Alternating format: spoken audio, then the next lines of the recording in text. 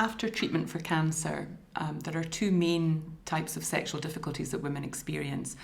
One is a loss of interest in sex, finding that they just don't really feel they want to have sex at all. And the other is actually experiencing pain during intercourse.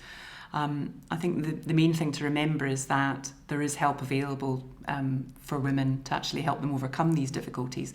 And in many instances, these difficulties are temporary in any case. The two main reasons that women lose interest in sex are because of the emotional upheaval caused by their cancer treatment, but also because for some women, particularly those who haven't yet gone through the menopause, they will actually have changes to their hormone levels, and that may adversely affect their desire for sex.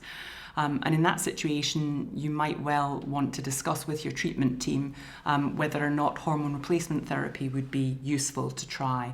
As far as pain during intercourse is concerned, one of the main reasons that women experience pain is because they've developed greater dryness in the vagina, either as a result of surgery or of radiotherapy treatment.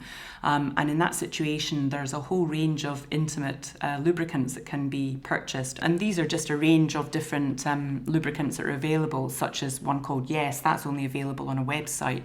But products such as Silk or VL, which are like the consistency of baby oil, they're available in all main chemists. And there are also lubricants that are more of a jelly consistency, such as Aquagel, which again can be bought over the counter in the chemist. The other problem that can cause pain during intercourse is if the actual tissues of the vagina become narrowed and become less elastic because of the changes brought about, particularly by pelvic radiotherapy. And in that situation, women are often given a set of vaginal dilators to use. And these are two examples here. This make of dilator has a detachable handle that you can attach and comes in a range of sizes. So from the smallest, the woman would actually then progress as she stretches her vagina gradually up to the larger size, which again helps stretch the tissues and maintain the vagina in an open position, but also helps build her confidence in terms of being able to resume intercourse again. Obviously, women can use dilators until the point where they are sexually active again, or if they are gently beginning to resume intercourse again, then they don't need to use their dilators quite as frequently because they're also having intercourse with their partner.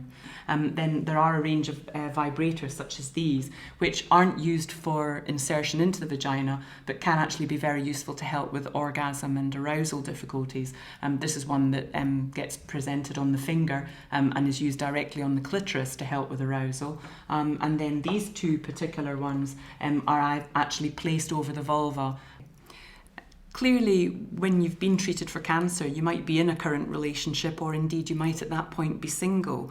And all these products can be very useful to use both by yourself in terms of self-stimulation, or they can be used as part of foreplay and actually getting back to being sexual again with a partner.